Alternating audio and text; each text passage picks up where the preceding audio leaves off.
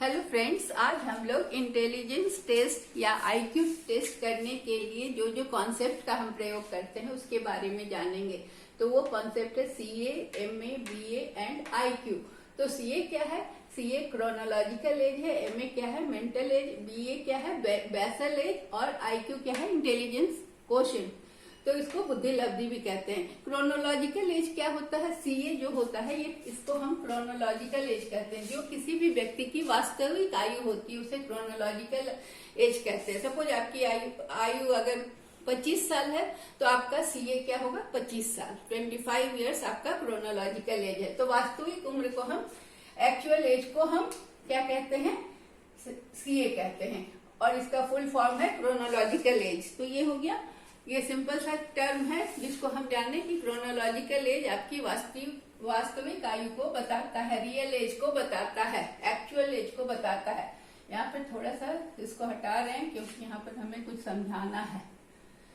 अब नाउ ये आता है मेंटल एज।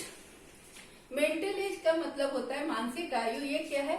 ये अल्फ्रेड बीने के द्वारा दिया गया। ये आपके लिए इम्पोर्टेंट है कि मेंटल एज का कॉन्सेप्ट किसने लाया। तो यहाँ आपको कहना है अल्फ्रेड बीने ने मेंटल एज का कॉन्सेप्ट लाया। ठीक है, ये क्वेश्चन एक बन रहा है इम्पोर्टेंट। कब लाया? 1908 में। 1908 में अल्फ्रेड बीने ने मेंटल एज का कॉन्सेप्ट लाया, उन्होंने इंट्रोड्यूस किया। और ये क्या बतलाता है? Mental as, MA is mental as. ये क्या बतलाता है हमें? ये बतलाता है कि आपका कितना मानसिक विकास हुआ है किसी एज में। कोई भी बच्चा किसी सर्टेन एज में, किसी गिवन एज में कितना उसका मेंटल डेवलपमेंट हुआ है, मानसिक विकास हुआ है, ये बतलाता है हमें मेंटल एज। तो अगर मेंटल एज और क्रोनोलॉजिकल एज दोनों बराबर हुआ, सपोज कि किसी बच्चे का मेंटल एज, क्रोनोलॉजिकल एज 10 साल है और मेंटल एज भी 10 ईयर्स है। कैसे निकालेंगे हम ये बताएंगे आपको। 10 ईयर्स है तो चाइल्ड को क्या कहेंगे कि नॉर्मल, वो ठीक जा रहा है, सही जा रहा है, एज के साथ साथ उसका मानसिक विकास सही है। अगर किसी बच्चे का मेंटल एज, क्रोनोलॉजिकल एज 10 साल है और मेंटल एज 12 साल है, इसका क्या मतलब हुआ कि उसकी मानसिक क्षमता 12 साल के बच्चों के बराबर है और उसकी वास्तविक आयु क्या है? सिर्फ 10 साल। तो वो क्या है? वो बच्चा एडवांस्ड है, मतलब अपनी उम्र से ज्यादा जानता है, तेज है, इंटेलिजेंट ज्यादा है। और अगर किसी बच्चे का की वास्तविक आयु है 10 साल और उसका परफॉर्मेंस जो है वो 8 ईयर्स के बच्चों के बराबर है, मतलब वो पिछड़ा है, पढ़ाई में पिछड़ा जा रहा है, वो बराबरी नहीं कर पा रहा है अपने एज के बराबर, तो वैसे बच्चे को हम कहते हैं बैकवर्ड, मतलब पिछड़ा बालक, जो कि अपने एज से कम जानता है। उस एज के बच्चे को जितना जानना चाहिए उससे कम उसका नॉलेज है। अब हम इसको कैलकुलेट कैसे करते हैं? ये मेंटल एज जो है एक तरह का स्कोर है जो कि बच्चे का इंडिविजुअल, हर व्यक्ति का या हर बच्चे का इंटेलेक्चुअल डेवलपमेंट बताता है, मतलब बौद्धिक विकास को बतलाता है। तो मेंटल एज को हम कैसे कैलकुलेट करते हैं? यहाँ पर हम बता रहे हैं mental age is equal to, ये क्या है? Basal age plus partial credit. ठीक है, पार्शियल क्रेडिट मतलब वो कितना काम कर सकता है, किस उम्र के बच्चों के बराबर काम करता है। तो सपोज अगर कोई बच्चा 5 ईयर्स का है, ठीक है, और 5 ईयर्स का है और 5 ईयर्स का ही काम कर पा रहा है, उससे ज्यादा का काम नहीं कर रहा है, मतलब उसका मेंटल एज और क्रोनोलॉजिकल एज बराबर है। तो उसका क्या होगा? बेसल एज क्या हो गया? 5 ईयर्स बेसल एज। उसका मेंटल एज को हम कैसे कहेंगे? 5 ईयर्स बेसल एज, मतलब वो अपनी उम्र के हिसाब से अपने उम्र के बराबर का काम कर पा रहा है। मान लीजिए कि वो 5 साल का बच्चा, ठीक है, वो 6 साल के 6 ईयर्स का कोई कोर्स है जिसका 6 पोर्शन उसको दिया गया है करने के लिए। 6 ईयर्स का 6 पार्ट का, मतलब 2-2 नंबर का 6 पोर्शन दिया गया, ठीक है। तो उसमें से वो 5 ईयर्स का बच्चा 4 pass out 4 passes 4 out of 6 of 6 years. ठीक है, तो क्रेडिट उसमें क्या है कि 6 क्रेडिट में से 4 क्रेडिट वो पास कर जाता है 6 साल का, तो उसका बेसल एज क्या हो जाता है, उसका बेसल एज हो जाता है 8 क्रेडिट. ठीक है, 8 मंथ्स क्रेडिट 4 into 2. तो ये जो 6 में से वो 6 कितना है, 12 महीने को बता रहा है, हर महीने के लिए 2-2 क्रेडिट दिया गया है. ठीक है, तो 2-2 क्रेडिट जो 6 क्रेडिट दिया गया, 3, 4, 5, 6, इसमें से वो 1, 2, 3, 4 क्रेडिट को पास कर दिया. तो उसका क्रेडिट यहाँ पर कितना हो गया, 8 मंथ्स. यहाँ ईयर में दिया गया है क्रेडिट, तो 8 मंथ्स हो गया. फिर वो क्या करता है कि 6 इयर्स का 4 पास कर लेता है क्रेडिट. फिर वो 7 इयर्स का पासेस, फिर उसको 7 इयर्स का दिया जाता है.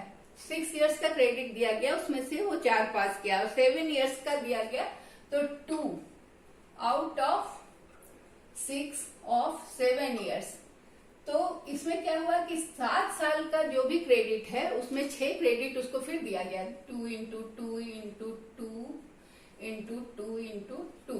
ये सारे जो क्रेडिट है ना वो 2-2 महीना के हिसाब से है, तो इसमें से वो 2 क्रेडिट को पास करता है, ये और ये.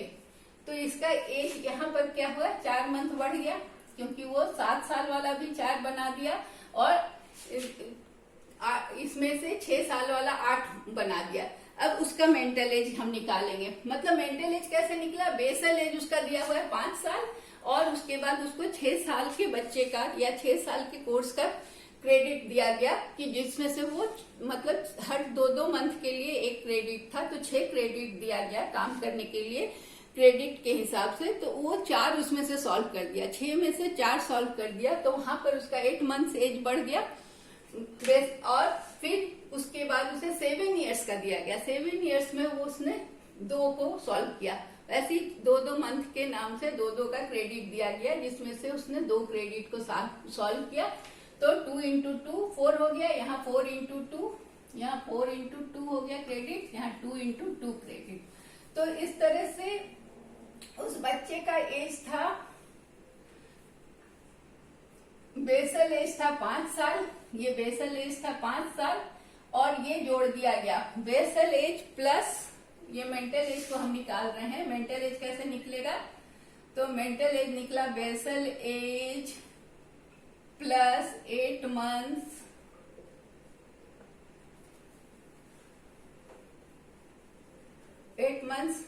उसको उसने 4 सॉल्व किया था 6 साल का, प्लस 4 मंथ्स. ठीक है, 7 इयर्स का भी उसने 2 सॉल्व किया था, तो इसका टोटल ईयर क्या हो गया, बेसल एज था 5 साल प्लस 8 मंथ्स प्लस 4 मंथ्स, तो उसका मेंटल एज क्या हो गया, 6 इयर्स. ठीक है, तो मेंटल एज कैसे कैलकुलेट हुआ, बेसल एज के आधार पर. बेसल एज क्या है, जो दिया हुआ है, और उसके बाद बेसल एज में जो क्रेडिट जोड़ा गया, जो हर अगले उम्र के लेवल का सॉल्व किया उसने. तो 6 इयर्स का उसने 4 सॉल्व किया, और 7 इयर्स का 2 सॉल्व किया, तो 2-2 का क्रेडिट था, तो इसलिए 4 दूना 8 हो गया, और 2 दूना 4, तो उसका एज हो गया 6 इयर्स. तो यहाँ पर उसका मेंटल एज निकल गया 6 इयर्स. तो बेसल एज हमने क्या समझा, बेसल एज, ये मेंटल एज हमने समझ लिया कि ये basal age plus partial credit, जो अपने उम्र से ज्यादा लेवल का काम जितना वो करता है उसको जोड़ देते हैं, तो उसका मेंटल एज निकलता है. ठीक है, तो इससे उसका इंटेलेक्चुअल डेवलपमेंट पता चला. क्या पता चला कि वो 5 साल का बच्चा का इंटेलेक्चुअल डेवलपमेंट 6 इयर्स के बच्चे के बराबर है, 6 साल के बच्चे के बराबर है. ठीक है, अब बीए को हम कहते हैं बेसल एज. ठीक है, ये एज वह एज है जिसमें बच्चा सॉल्व करता है सारा क्वेश्चंस किसी टेस्ट में.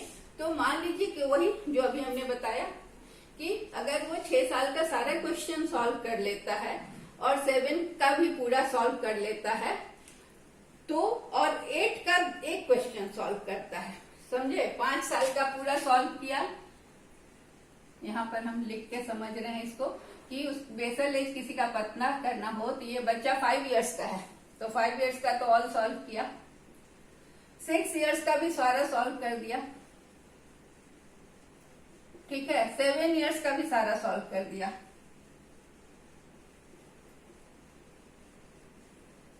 लेकिन 8 इयर्स का जो क्वेश्चन था या जो दिया गया उसमें से केवल एक ही सॉल्व किया, तो उसे 2 क्रेडिट्स मिला। तो उसका बेसल एज क्या हो गया यहाँ पर 7 इयर्स 2 मंथ, क्योंकि 5 इयर्स का तो ऑलरेडी है जिसका सॉल्व कर रहा है, 6 इयर्स का उसने सब सॉल्व कर दिया और 7 इयर्स का भी सब सॉल्व कर दिया। लेकिन 8 इयर्स का केवल वो एक सॉल्व कर पाया, तो उसका एज हो गया 7 साल प्लस 2 मंथ्स। तो ये हो गया हमारा बेसल एज। बेसल एज क्या है? इज दैट एज जहां पर बच्चा सॉल्व कर सकता है all the question of given test of his years, मतलब ईयर वाइज जो भी क्वेश्चन उसको दिया गया, वो 5 इयर्स का बच्चा है, 5 साल का सारा क्वेश्चन सॉल्व किया, 6 इयर्स का भी दिया गया, ऐसे बच्चे बहुत इंटेलिजेंट होते हैं, उसको भी सॉल्व कर लिया, 7 साल का भी सारा सॉल्व कर लिया। लेकिन 8 इयर्स का जब क्वेश्चन उसको दिया गया तो सिर्फ एक सॉल्व कर पाया। तो उसका बेसल एज क्या हुआ? बेसल एज हुआ, उसका क्रोनोलॉजिकल एज है 5 इयर्स, उसने क्वेश्चन सॉल्व किया 6, 7 का सब, तो उसका बेसल एज हो गया 7 इयर्स प्लस 2 मंथ्स। सो 7 इयर्स 2 मंथ्स उसका बेसल एज हो गया। तो इस तरह से हमने क्रोनोलॉजिकल एज, मेंटल एज और बेसल एज को समझा। अब आईक्यू को हम कैसे सॉल्व करते हैं? तो आईक्यू को अभी हम इंटेलिजेंस के बारे में बहुत सारे टेस्ट होते हैं, उसको अलग से पढ़ेंगे। आज केवल इन टर्म्स को समझने के लिए ये वीडियो बनाया गया है। तो आईक्यू को हम कहते हैं इंटेलिजेंस कोशेंट। इंटेलिजेंस कोशेंट, इसी को शॉर्ट में आईक्यू कहा जाता है और हिंदी में बुद्धि लब्धि।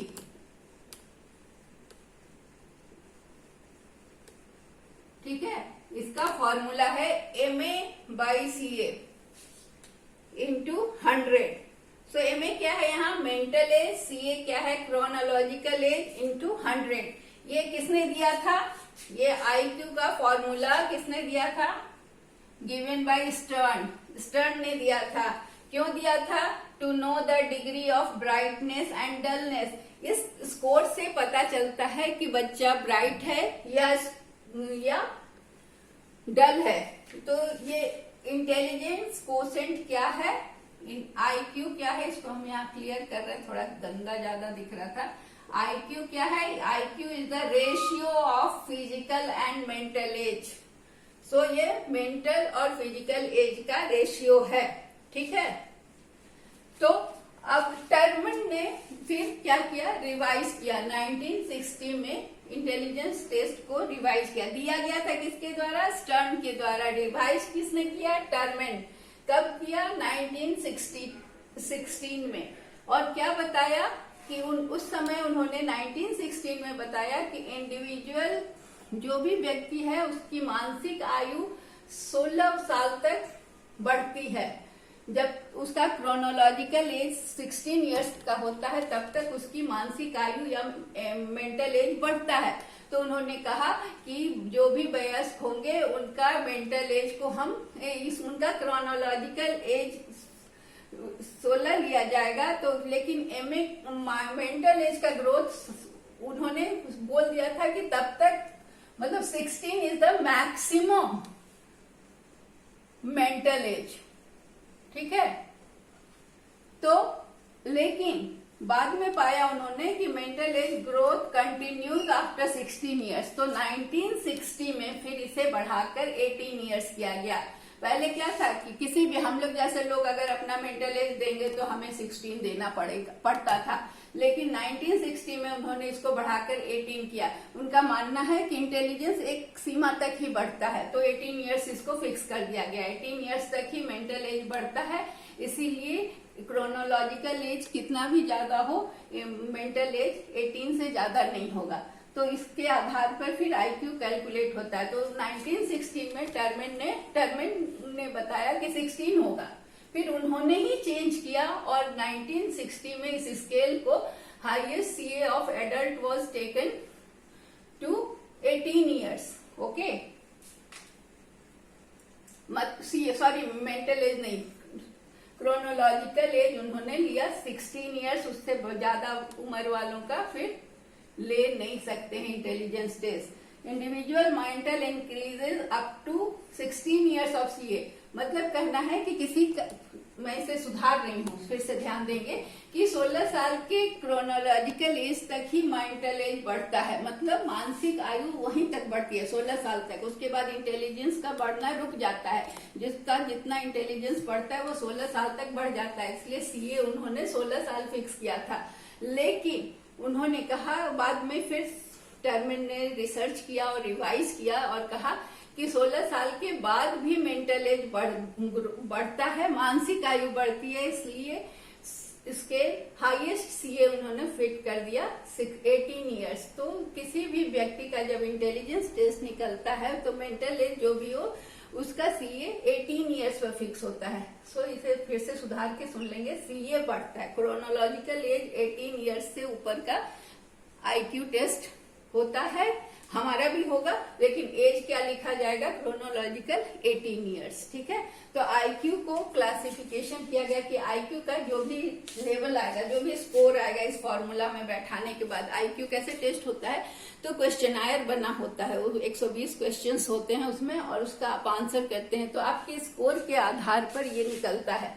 तो अगर आपका स्कोर 130 प्लस आता है तो आपकी आईक्यू वेरी सुपीरियर मानी जाती है. अगर ये स्कोर 120 से 129 के बीच आता है तो इसे सुपीरियर कहते हैं. आइंस्टाइन का स्कोर 145 था आईक्यू स्कोर, तो वो ज्यादा माना जाता है. अगर आपका स्कोर 110 से 119 है तो आप हाई एवरेज में आएंगे. 90 to 109 जिनका स्कोर आता है वो एवरेज होते हैं, उनका आईक्यू एवरेज होता है. 80 to 89 उनका एवरेज लो होता है, और 70 to 79 जो होते हैं उनका आईक्यू बॉर्डर लाइन पे होता है. और 69 से जो कम होते हैं उनमें इंटेलेक्चुअल डिसेबिलिटी होती है. मतलब उनमें बुद्धि लब्धि बिल्कुल नहीं के बराबर होती है. और अब हम जब भी इसको अगर हम प्लॉट करें तो ये नॉर्मल डिस्ट्रीब्यूशन की तरह प्लॉट होगा. जैसे सब ट्रेट होता है वैसे इंटेलिजेंस भी, इंटेलिजेंस का डिस्ट्रीब्यूशन भी नॉर्मल कर्व की तरह होता है, जहां 68% लोग एवरेज इंटेलिजेंस के होते हैं और इधर बाकी के लोग अबव, ये बिलो एवरेज होते हैं और इधर अबव एवरेज होते हैं. तो जो सुपीरियर, वेरी सुपीरियर होते हैं इस एरिया में होते हैं, और 69 या 70 to 79% वाले लोग इस एरिया में होते हैं, और मैक्सिमम लोग एवरेज इंटेलिजेंस के होते हैं. तो दैट्स ऑल फॉर टुडे. यहाँ ध्यान रखिएगा कि मैंने क्रोनोलॉजिकल एज के बारे में कहा है, जो कि पहले 16 ईयर पहले फिक्स किया गया था कि किसी भी एज में हो सीए 16 लिया जाएगा, वो बढ़ाकर 18 कर दिया गया.